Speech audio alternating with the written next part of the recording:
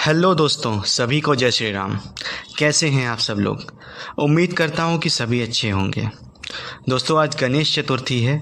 इस मौके पर मैं सभी को गणेश चतुर्थी की बधाई देता हूं। साथ ही ईश्वर से कामना करता हूं कि बप्पा विघ्नहर्ता सभी की मनोकामना को पूरी करें। ये मेरा दूसरा वीडियो है दोस्तों। पहला वीडियो मैंने निफ्टी की वीकली ऑप्शन स्ट्रेटजी के ऊपर बनाया था, एक्सपायरी की। लेकिन अनफॉर्चुनेटली मैं उस स्ट्रेटजी के हिसाब से रिकमेंडेशंस अभी प्रोवाइड नहीं कर पाया हूँ ड्यू टू बिजी शेड्यूल। जल्द ही हम उस स्ट्रेटजी पर भी काम करेंगे। फ्रेंड्स, आज हम ट्रेडिंग डिसिप्लिन के बारे में बात करेंगे।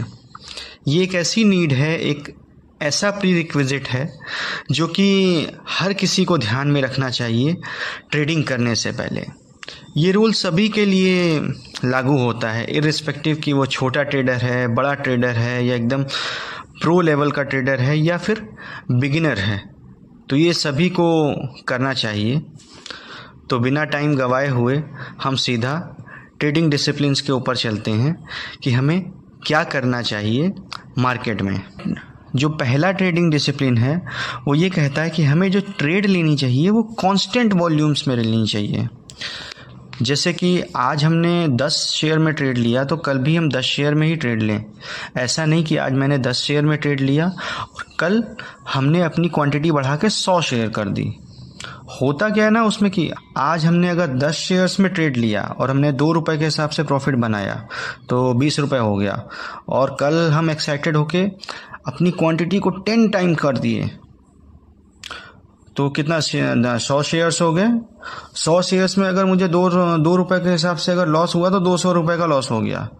पहले दिन 20 रुपये का प्रॉफिट किया और दूसरे दिन 200 रुपये का लॉस कर लिया। तो कुछ समय तक, बल्कि ट्रेडिंग रूल ये कहता है कि हमें कम से कम 100 ट्रेड तक अपनी जो ट्रेडिंग के वॉल्यूम्स हैं, नंबर ऑफ लॉट्स हैं, उसको कांस्टेंट ही रखना चाहिए। एक एग्जांपल भी मैंने इसमें दिया हुआ है कि अगर आप SBI के 100 शेयर्स में ट्रेड कर रहे हैं और 10 रुपये के हिसाब से प्रॉफिट कमा रहे हैं तो आपका डेली का प्रॉफिट कितना होगा? 1000 रुपये होगा। 100 शेयर 10 रुपये का प्रॉफिट, 1000 रुपये सीधा सीधा आपका हो गया। अब आप मान के चलो आपने 5 दिन लगातार सेम क्वांटिटी में सेम प्रॉफिट कमाया तो आपका प्रॉफिट कितना हो गया? 5000 रुपये। छठे दिन आप ज़्यादा एक्साइटेड हो गए कि मैं प्रो हो गया हूँ और मेरे को तो मार्केट समझ में आने लगा है। अभी आपने क्वांटिटी एकदम से इंक्रीज़ कर दी और आपने 100 शेयर्स में जो ट्रेड कर रहे थे आपने एकदम से उसको बढ़ा के 1000 शेयर्स कर दिया, और अभी क्या हुआ? आपको सेम 10 रुपये का लॉस हो गया। लॉस वही है, 10 रुपये का प्रॉफिट ले रहे हो, 10 रुपये का लॉस ले रहे हो, लेकिन यहाँ पे आपने क्वांटिटी इंक्रीज़ कर दी है 1000 शेयर्स से। तो अब देखिए इसका इम्पैक्ट क्या होगा। लॉस हो जाएगा 10,000 रुपये का। 5 दिन में आपने धीरे धीरे धीरे धीरे करके 5000 रुपये प्रॉफिट कमाया, और छठे दिन आप एक्साइटेड हो गए या आपको ये लगने लगा कि मार्केट हमको समझ में आने लगा है, तो मार्केट ने आपसे दुगना ले लिया। तो अगर देखा जाए अभी 6 दिन के ट्रेड को, तो 5 दिन आप सही थे, एक दिन आप गलत हुए। लेकिन जिस दिन आप गलत हुए उस दिन आपने क्वांटिटी इंक्रीज़ कर दी, ट्रेडिंग वॉल्यूम इंक्रीज़ कर दिया, नंबर ऑफ शेयर्स इंक्रीज़ कर दिए, जिससे कि आपका लॉस हो गया। 83% विनिंग एक्यूरेसी होने के बाद भी आप इस मार्केट से वाइप आउट हो गए। तो ये अपने को बिल्कुल भी नहीं करना है। हमें जो करना है वो कंसिस्टेंट वॉल्यूम्स के साथ ट्रेड करना है, कंसिस्टेंट नंबर ऑफ शेयर्स के साथ ट्रेड करना है, कंसिस्टेंट नंबर ऑफ लॉट के साथ ट्रेड करना है, जिससे कि हम लॉन्ग टर्म में मार्केट में बने रह सकें। जो दूसरी चीज़ हमें ध्यान में रखनी है वो ये ध्यान में रखनी है कि हमें लिमिटेड स्क्रिप्ट में ही काम करना है। NSE BSE में 10,000 या 12,000 के ऊपर स्क्रिप्ट्स हैं। अगर आप हर स्क्रिप्ट के पीछे भागोगे तो उनका पैटर्न, उनके मूवमेंट को आप कभी भी आइडेंटिफाई नहीं कर सकते हैं। क्यों? क्योंकि कंसिस्टेंसी जो होती है वो सक्सेस की होती है। तो इसमें भी अगर आप कमोडिटी में ट्रेडिंग कर रहे हैं तो वहाँ पे 9 स्क्रिप्ट्स ही हैं, तो वहाँ पे इजी रहता है थोड़ा सा, कि मतलब कि आपका ध्यान इधर इधर नहीं भटकता है। अभी आज एक स्क्रिप्ट में आप काम कर रहे हो, कल को दूसरी मूवमेंट देने लगी, उस पर भागने लगे, 2-4 दिन बाद उसने मूवमेंट देना बंद कर दिया, फिर तीसरी पे भागने लगे। तो ये यहाँ पे बहुत होता है। तो स्क्रिप्ट्स या पोर्टफोलियो जो है, जो आप ट्रेड करने वाले हैं, उसको हमको लिमिटेड ही रखना है। तो इसमें भी मैंने एक एग्जांपल के थ्रू समझाने की कोशिश करी है। मान लीजिए कि आप रिलायंस में ट्रेड कर रहे हैं और पहले दिन पे आपको 2000 रुपये का लॉस हो गया। फिर आपने सोचा कि नहीं ये मज़ेदार नहीं है, इसकी जगह चलिए दूसरी कोई स्क्रिप्ट पकड़ लेते हैं, सपोज़ SBI पकड़ लेते हैं। अगले दिन SBI में आपको सेम 2000 का लॉस हो गया। अब उस दिन रिलायंस बढ़ गया, SBI में आपको लॉस हो गया। तीसरे दिन आपने बोला कि नहीं मैंने गलती कर दी थी, फिर से चलो रिलायंस की तरफ चलते हैं।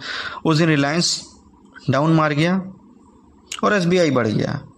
तो इधर उधर बार बार भटकने से अच्छा है कुछ कंसिस्टेंट स्क्रिप्ट्स पकड़िए, अच्छी स्क्रिप्ट्स पकड़िए और उसमें कंसिस्टेंट रहिए, क्योंकि कंसिस्टेंसी से ही सब कुछ होगा। तो एक पंच लाइन है इसमें कि बी कंसिस्टेंट टू अनकंसिस्टेंट। तो कंसिस्टेंसी तो लानी पड़ेगी बॉस। नेक्स्ट जो आता है इसमें, वो आता है अवॉइड ओवर ट्रेडिंग। क्यों? क्योंकि over trading is very dangerous. अगर आप अपनी कैपेसिटी के ऊपर ट्रेड ले रहे हैं, अपनी लिमिट के ऊपर ट्रेड ले रहे हैं, सपोज़ आप 1000 रुपये का लॉस बेयर कर सकते हैं, आपने मार्केट से कैपिटल उठा के 1 लाख रुपये से आप ट्रेड कर रहे हो, उस केस में कहीं ना कहीं आपको थोड़ा सा डर लगेगा और बहुत ज़्यादा हाई प्रोबेबिलिटी कि you may and up with huge losses. तो इसका तरीका यही है कि पहले लर्न करें, देन ट्राई टू अर्न, क्योंकि ये मार्केट जितना देता है ना, उससे ज़्यादा एक गलती पे आपकी ले लेता है। तो अगर आप स्टार्टिंग कर रहे हो तो ये लर्निंग फेज़ है आपका। तो first of all utilise your learning phase. Famous investment guru Warren Buffett ने कहा था कि इस मार्केट में आने वाले 90% लोग उस दौर में अपना पैसा खो देते हैं जो कि उनका सीखने का दौर होता है। और जब वो सब कुछ सीख जाते हैं तो उनके पास 2 चीज़ें नहीं होती हैं, एक कैपिटल, दूसरा कॉन्फिडेंस। पैसा तो आप दोबारा से भी कमा सकते हो, लेकिन एक बार अगर कॉन्फिडेंस चला जाता है ना, तो बहुत ही मुश्किल से आता है। तो ओवर ट्रेडिंग कभी भी मत करें इस मार्केट में। फिर जो अगली चीज़ है जो हमें ध्यान में रखनी है, वो ये है कि कॉस्ट एवरेजिंग इस मार्केट में कभी नहीं करनी है। कॉस्ट एवरेजिंग एक दिल को सुकून देने वाली बात है कि नहीं मैंने अपनी कॉस्ट को नीचे कर लिया है, लो कर लिया है, लेकिन अल्टीमेटली आप लॉस में उतने ही रहते हो। तो इसको भी समझाने के लिए एक एग्जांपल है कि सपोज़ एक शेयर है जो कि 1000 रुपये में ट्रेड कर रहा है, आपने 10 शेयर खरीदे, टोटल इन्वेस्टमेंट आपने कितना किया, 1000 × 10, 10,000 रुपये, ठीक है। अब वो शेयर धीरे धीरे गिरता हुआ 500 रुपये पे आ गया, तो आपको अभी लॉस कितना हो रहा है, टोटल 5000 रुपये का हो रहा है। फिर क्या हुआ कि आपने क्या किया कि चलो एवरेज कर लें, कॉस्ट कम हो जाएगी आपकी। तो आपने एवरेज किया 10 शेयर से दोबारा से, तो टोटल इन्वेस्टमेंट आपकी हो गई, क्योंकि 10 शेयर से आपने एवरेज किया, अभी 500 रुपये चल रहा है, तो 5000 रुपये का अभी हो गया आपका। तो 10,000 ऊपर और फिर 5000, अभी टोटल आपने इन्वेस्टमेंट कर दिया 5000, ठीक है। फिर वो शेयर गिरते गिरते 200 रुपये पे आ गया, अभी लॉस आपका हो रहा है 11,000 रुपये। आपने दोबारा सोचा कि चलो इसकी एवरेज कर लेते हैं, तो आपने 20 शेयर्स दोबारा से लिए, टोटल इन्वेस्टमेंट अगर आप जोड़ोगे तो 4000 अभी लगा, 5000 इसके ऊपर और 10,000 ऊपर, टोटल 19,000 आपका इन्वेस्टमेंट हो गया। अभी क्या हुआ कि शेयर ने एकदम दम तोड़ दिया और वो शेयर गिरते गिरते 50 रुपये पे आ गया। अब अगर 50 रुपये के हिसाब से आप 40 शेयर्स का निकालोगे तो 2000 रुपये होता है आपकी कैपिटल। आपने लगाए थे 19,000 रुपये, टोटल 17,000 के लॉस में बैठे हो आप। एवरेज करके आपकी कॉस्ट नीचे आ गई। अगर आप लॉस देखने जाओगे तो क्लोज टू 90% आपका लॉस है। तो इस मार्केट में कभी भी हमें कॉस्ट एवरेजिंग की तरफ जाना नहीं है। लास्ट और सबसे इम्पॉर्टेंट जो चीज़ है इस मार्केट में, वो ये है कि ट्रेंड के अगेंस्ट अपने को कभी नहीं जाना है। चार्ल्स डाउ, जिनके नाम पे अमेरिका की मार्केट का नाम भी रखा गया है डाउ जोन्स, उनकी एक कोट है जिसको मैं कोट करना चाहूँगा यहाँ पे। Always follow the trend, don't fight with the trend, because trend is your best friend. तो डाउ ने ऐसा कहा था, चार्ल्स डाउ ने। तो इसका मतलब क्या है कि अगर अप ट्रेंड है तो हमको सेल नहीं करना चाहिए। अगर ट्रेंड ऊपर का है, हम वहाँ पे टॉप फिशिंग करने जा रहे हैं, ऊपर से हम सेल कर रहे हैं, तो वो जनरली अवॉइड करना चाहिए, अनलेस एंड अनटिल कि आप बहुत ही ज़्यादा प्रो हो। और दूसरी चीज़ है, जो डाउन ट्रेंड है मार्केट का, मार्केट नीचे गिर रही है, तो उसमें बाई करने की कोशिश नहीं करनी चाहिए।